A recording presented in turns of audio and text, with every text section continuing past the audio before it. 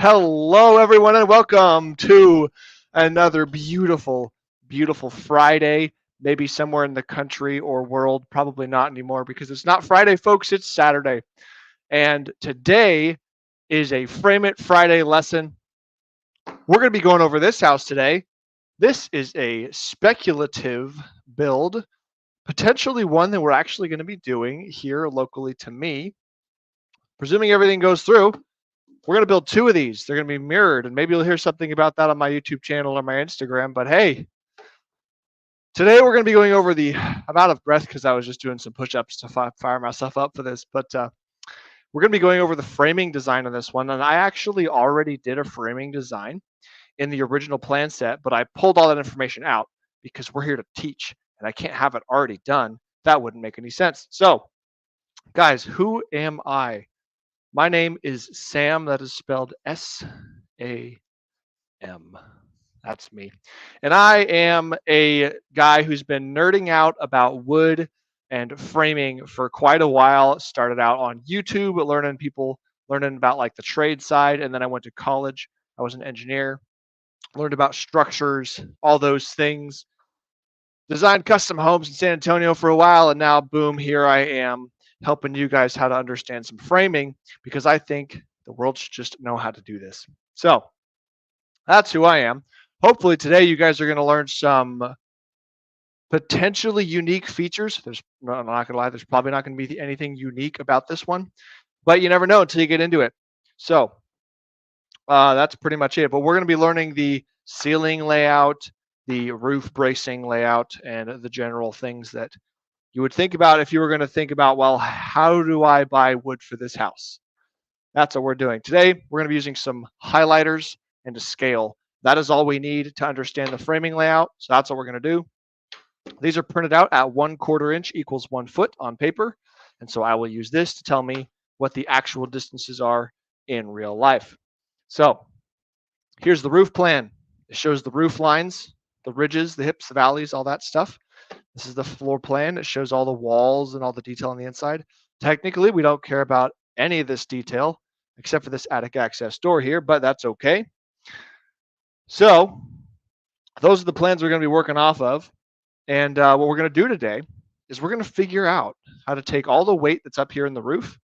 We're going to pass it down through parts of the house, through beams and braces and purlins and headers and all these things. And we're going to get that weight through the wood of the structure into the foundation so that we can put that weight in the dirt where it belongs. That is what we are doing here. That's the goal of the framing, is to keep the bones up. So that is the load path. Whenever I describe, hey, a load or a weight or whatever, I'm describing the path of a thing that weighs something, and it's got a load path, and that weight moves through the structure down into the dirt. That is what I mean with load path. Now, let's take a look at the plate heights on this one. Really simple, guys. Spec home, 9-foot ceiling, 9-foot ceiling. Generally, when you're checking plate heights, if you're looking at bedrooms and bathrooms and it looks like they're all about the same, places you'll see different plate heights are going to be porches, entryways, living spaces, main areas like that where people are going to want things a little taller. And it's all 9 foot in here. So let's take a brief glance at the elevation so you can understand what this looks like from the outside. Look at that. Look at that beautiful, beautiful spec home. Okay. The front, we've got some board and batten, some siding, a brick waistband. That's great. Fairly simple. Some gables out front, hip roof in the back. Everything's a 612 pitch. Very cookie cutter. And that's how we like to do it to keep the prices down, keep these things affordable. So, all right. So we're dealing with a pretty simple structure, 9 feet all the way around, 612 roof. Well, let's think about some numbers here. If we have a 612 roof, how high is my ridge? That's just a good number I'd like to know because I'm going to need to be bracing off and stuff like that. Well, if I have a 612 roof and I go in from the wall at 0 up my scale, I'm basically at 20 feet. All right. What does that mean? Well, my scale is telling me that from the wall over to here is 20 feet. Okay, that's good. That helps me out, but that doesn't tell me how tall I am. It tells me how far over I am. But wait, it does tell you how high up you are because you know the pitch of the roof. We know the roof is a 6 and 12. And with similar triangles, we know that if we went over 20, we would do some math and figure out what that number is. And I guess we can do that real quick. 612 equals x over 20. Simplify, you would get 6 times 20 on one side. You'd get 12x on the other side. Make sure I don't do my math incorrectly. You could solve that. You'd figure out that 120, oh, look at that. It's really convenient. That's 10. Yeah, x is 10. I did this in school way too much, guys. The teacher would be like, wait, you like skipped the last 10 steps. Be like, I did in my head. I'm just like, I'm sorry. So yeah, what I did is that this is 120 on this side and this is 12x on this side. So let's write the equation. 120 divided by 12 is 10. Sorry. So I would figure out that this missing number is 10, which means that up here at this ridge, we have 10 feet where we can brace in any direction, which is fine because we have walls all the way. We got walls all over this place. We got walls here. We got to pay attention right here. This is not a wall. This is a pony wall.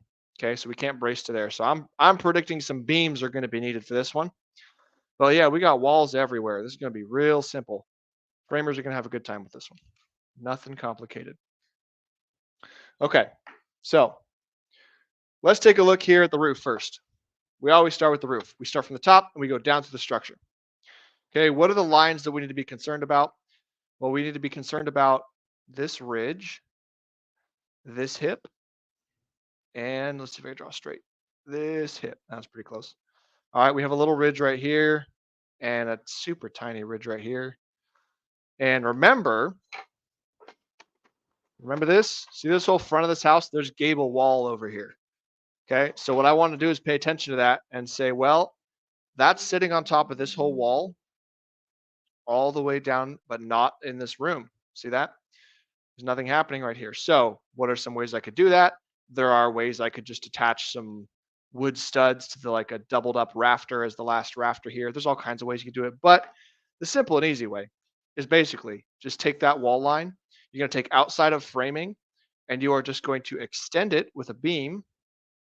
Now this beam is not going to be dropped into the ceiling. You're not going to see this. It's going to be up above the drywall. But it's going to allow anything that's in line with this wall to also sit on the beam, and it will put that weight on the walls out farther. So we're going to put that there just because we know it's going to have to be there. But yeah, we got those ridges and those hips. Now, what else do we need? Well, we knew that this from the wall to the ridge was 20 because we used our scale. And if we were smart, we would say that that's also 20 because equidistant slopes and all, geometry. So that's too far for some regular rafters to go. What are regular rafters? What do I mean by that? I mean 2x6s, 24 inches on center.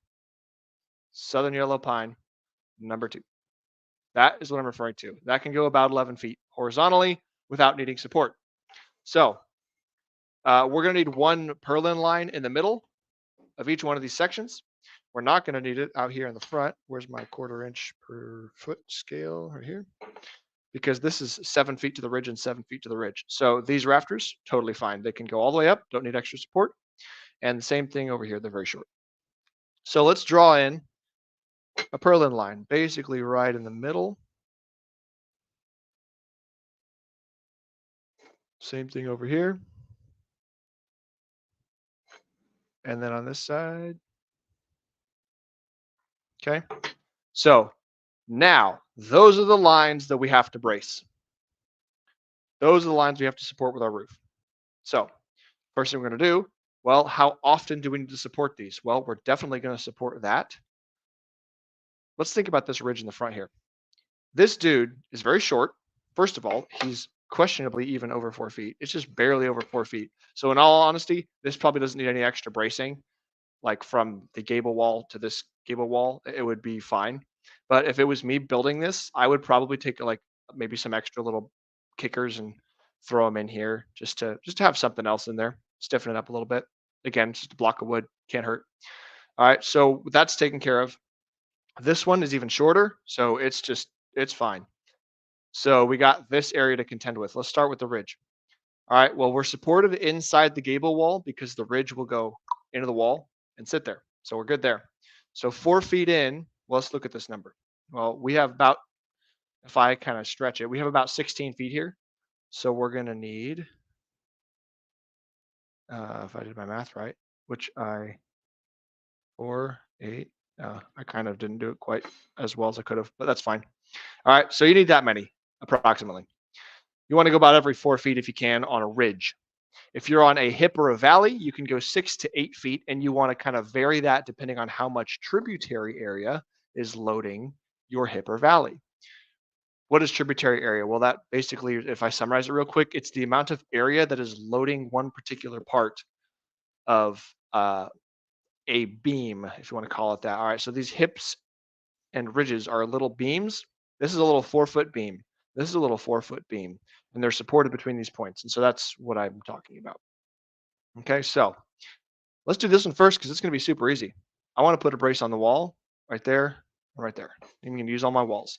Now, if I look at my scale, that's stretching 8 feet, 8 foot limit. But again, remember it's at the bottom of the hip and there's not that much area down here of weight to be holding up. So I'm actually okay with stretching the limit because there's not that much weight. The farther up I get into this thing, the more area, the more roof I'm responsible for. So I'm happy with that limit. Now you could also put the brace here and tell it to, go over the wall. That'd be fine too. But that's how we're taking care of that. Over here, again, same thing. We'll put a brace right here. It's going to sit on the wall. Yes, it's going to put some weight on the header, but like whatever, it'll be fine. Just make sure you pick the right size header over this door. And then over here, we don't have a lot of options. We're going to have to think about some things here. So what I'm going to think about right here is what else is going on. Actually, I'm going to deal with that. I'll deal with the most complicated ones last. Let's solve the easy problems first. Let's brace this thing here. We'll brace this here, here. Okay, so we got this little spot of purlin. We want to go every 4 feet. And so we want at least 2 more. And I want to know if I can reach this wall. Well, using the same similar triangle rule, let's just kind of estimate things. If I was 10 foot at the top, then I'm probably 5 foot halfway up. Okay, so I've got 5 foot of bracing room that I can reach, and this is 5 feet. So it'd be pretty close to a 45, but it would be okay. Okay, so there's some braces. That would be just fine. Okay, over here we could brace down to the wall. I'm going roughly 4 feet-ish on center. Again, when you're on a wall, you can just go as often as you want. All right, now over here, same thing. I'm halfway up the roof. Do I have 5 feet to the wall? I have 5 feet to the wall. I'm good. So I can actually put these in here like that. All right, so those do not exceed the 45-degree angle. Over here on this side, this is the complicated one. So here's what I'm thinking. I'm 5 feet up. It's a stretch to reach this wall. If I could reach this wall, I could take care of this whole section over here. So here's the thought process on where do I put some beams? Should I add beams? You always want to avoid adding a beam if you can, because they cost more money. So first question is, if I look at the ceiling plan, I know I'm going to need a beam in here somewhere because there's no way I can run my ceiling joists front to back or right to left and have them be less than 14 feet. If I go this way, I've got to cross all the way over to this wall, which is 23 feet. That's too far. If I go this way, I'm good until I get to right here. And then I've got to go where? Either I put a beam here and a beam here, which would be a small beam. That would be just like a cheap little beam. Put a beam here and here, and then I can run front to back. And I could do that. Or I'm thinking that's 2 beams. Well, I'd rather just do 1. If I do 1 beam here, I'll run the whole ceiling right, left. It'll just probably sweep right, left across the whole house. Super simple, except the porch. And then we will, that'll make it nice and easy. And let's think here. If I put 1 beam there now I'm thinking about the ceiling joists because I want the roof and the ceiling to be kind of working together. So if I use 1 here, that means I now have a beam here. That's great. That helps me out with my roof because now I can probably brace this over to this wall. And then if I need more support here, I've got a beam to put it on. So that helps my hip. It helps my purlin. And then over here, I'm still stretching. So what I want to know is how far can I stretch this purlin? I've got literally 0 to, let's just call it 20 feet. I'll be conservative. I'll round up a little bit. Let's say 20 feet. That means I have a foot of wiggle room that I can plus or minus this purlin and still be good with max 11-foot span on either side of this thing. So I would like to actually stretch this purlin a foot over. What does a foot look like? About that much. I'm actually going to put it right here. Get rid of this. And now my brace can reach the wall super easily. That one's easy. This one's easy. And then, of course, I put a pink beam. I put a beam right here. And because I put a beam there, then I can brace on top of the beam with my roof weight. I put one for the hip. And then let's put one in here. And we're really high up here in the attic now, so we can brace all the way over that wall. Cool. That takes care of that side, takes care of that side. Done. Braced. We only added one beam. That's nice. We like that. Now, of course, we're going to have more beams than that because there's porches and stuff. But hey, that is the strategy. What I'm curious of, guys, is if I go back and I compare this to my framing plan, I wonder if it's the same. I think it is, but we're going to find out. Well, I'll find out. I'm not going to show you on the live stream because I don't have this is a paper, not a computer. All right. I should have printed it out. That's okay.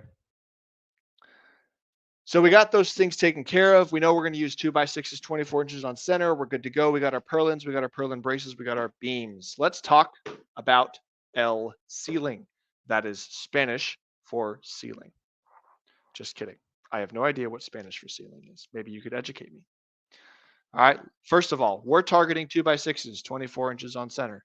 Some builders like to do 16 on center because of drywall evenness. Some people like to use not 2x6s, whatever. This is like bare bones. If you're just doing a simple old regular house, this is how we do it. All right. Same thing. Southern yellow pine number 2. And we're going to go about 14 foot before we have a span problem with that. So we have the one beam right here.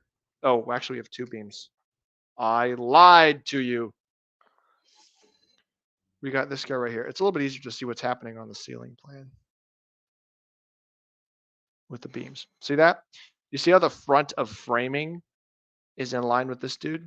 That way you know if you lay this out and put the beam on correctly on the wall and the beam is not tilted, then when you stack your gable wall on top of the beam, flush it with the front of the beam, you know you're still planing while you're framing the house, in case you were concerned with like how to actually frame. I'm not an expert framer, but I think about these things. Okay, beam right there. Beautiful. All right, so now I'm gonna look at the house and I'm gonna think, what is not gonna go right to left? This porch isn't gonna go right to left. This porch is gonna be nice and simple and stiff if we do it this way. Cool. What else? Probably not the hallway. This hallway right here. It totally could, and it wouldn't really matter. But given that there's an attic here, we're gonna end up splitting up that joist anyway. So we're just gonna go around our attic access. We'll do our hallway like that, the few pieces that it'll take, and then everything else won't really matter if we go right to left. I could have sworn there was a mechanical closet in this thing, but I guess we converted it to shelving. Okay. Good old fashioned throw that stuff in the attic.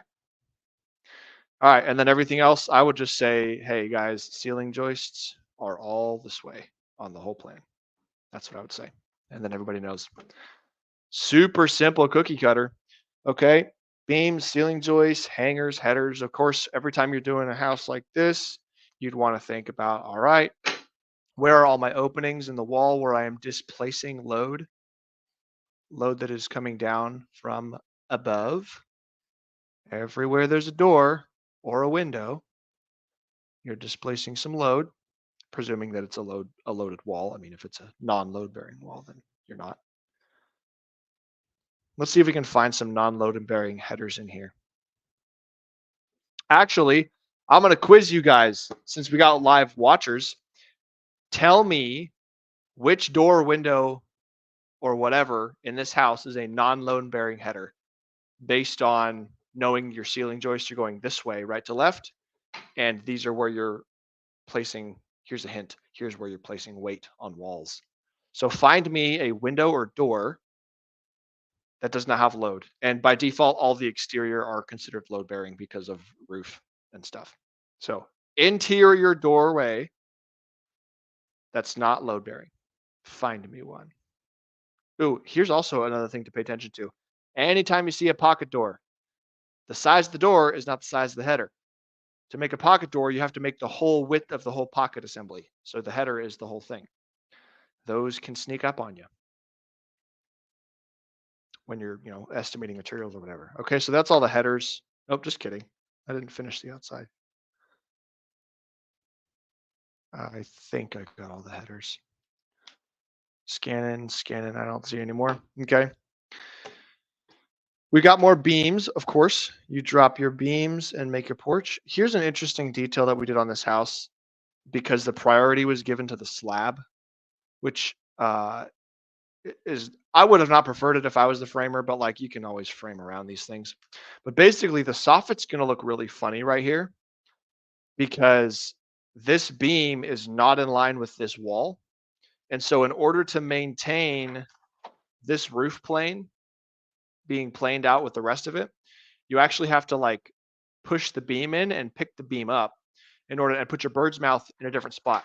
So when you do the rafters over the porch, the bird's mouth is going to be shifted and higher than all of the other ones in order to sit properly on the beam. And then it's going to, detailing out the soffit's going to be a little different in here.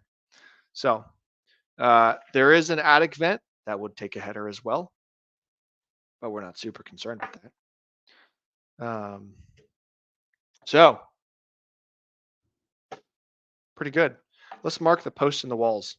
That way you remember, okay? Before you're going to frame a house and you're looking to putting the walls up, you got to think about where your beams are so you put all the studs in the right spot. So right here and right here and right here and right here, obviously those are posts. So they're already, posts. And here and here and here and here, you've got concentrated loads from your beams. Therefore, fill the wall with the same, like as many studs as it takes to get it wider than the width of the beam is a safe bet. If you got short walls, you're probably fine with potentially less, but if you want to be safe, just throw lots of wood in there. Okay. We got those marked so we know when we're framing our walls that we're good. We don't have any floors and we got the attic storage already marked out here. So let's take a look and see. I'm going to take a look at this chat here. Shout out to Green Observer. He is observing and he is ready to learn. Look at that brain emoji. Look at him go. Welcome, Green Observer. Good to have you, sir. Mr. Farmer Brown. Farmer J. Brown. Where is the ammo room? That's a great question, Brown. Where is Brown? He's out of town. That's my answer. We keep our ammo in the pantry here because it's the most central part of the house. Hopefully in the secret underground vault. That is also true. There's also a secret underground vault. That was that's somewhere else in the spec plans. That's not part of this one. Sure, you don't want any paper trails. That's correct. Green Observer says the walk-in closet door is a non-load bearing header or a non-load bearing opening or wall. Walk-in closet door. All right, let's find the walk. Uh-oh. Which one? I see two walk-in closets. That's also a walk-in closet, but I didn't give it the same label. Minus 10 points for draftsman inconsistency right there. Oops. Oopsie daisies. Green Observer, go ahead and clarify which walk-in closet of the 3 walk-in closets, whether it's bedroom 3's walk-in closet, bedroom 2's walk-in closet, or master bedroom walk-in closet. That way we can know. We got to know which one of these is the non-load bearing. Bottom walk-in closet by the master bed. The bottom. Oh, I see. So this is the master bed. This is by the master bed, and that's the bottom walk-in closet. Right here. This guy right here Let's test him. Let's test him, everybody. First, look at the roof plan. Is there any weight right here from the roof? Zero weight. Zero weight right there by this guy. Very good. Now, let's check the ceiling plan. Remember, our ceiling joists are doing this across the building. Okay? So, are there any ceiling joists? Now, remember, the ends of the ceiling joists land on the walls here and here and here and here. And if I were to exaggerate this, it would keep doing this, right? Here and here and here. So those are all the spots where the weight from the ceiling is being pushed down, or the weight from the attic is being pushed down into the walls. Guess what? Look at that right there.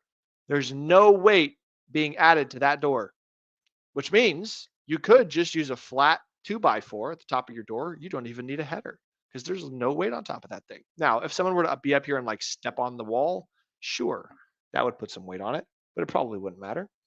So, extra thumbs up bonus points for Green Observer. He gets a very, very special sound drop. Mr. Green Observer, congratulations, sir. You have won the sound drop of the day. That's the code. That's right. That is the code. And if you have no load on your header, then you can get rid of the header. Good job. Proud of you, Green Observer. Excellent work. I wonder. All right, so all of these are disqualified because they have the hallway weight on them. This one's going the wrong direction. Actually, easy way to do it is rule out all of the ones that are vertical, which are all those. So yeah, that is the only non-load bearing header technically. If you wanted to be very analytical, you would say that these ones as well are super low load bearing because there's no weight coming from the bathroom side because the ceiling is going left, right. And the only weight coming from the hallway is maybe like one ceiling joist that's 3 feet long. So the tributary area loading that piece is, like this big or something. So it's basically non-load bearing, but if you're going to be technical. So excellent eye on that header. Looks like Mr. Green Observer has been paying attention. He has been showing up. He has been learning on these Frame It Fridays, and I am proud of him. He gets a gold star. In fact, we're going to give him an orange star because they don't have gold colors. But he gets a big star. Shout out to the Green Observer. He gets the gold star.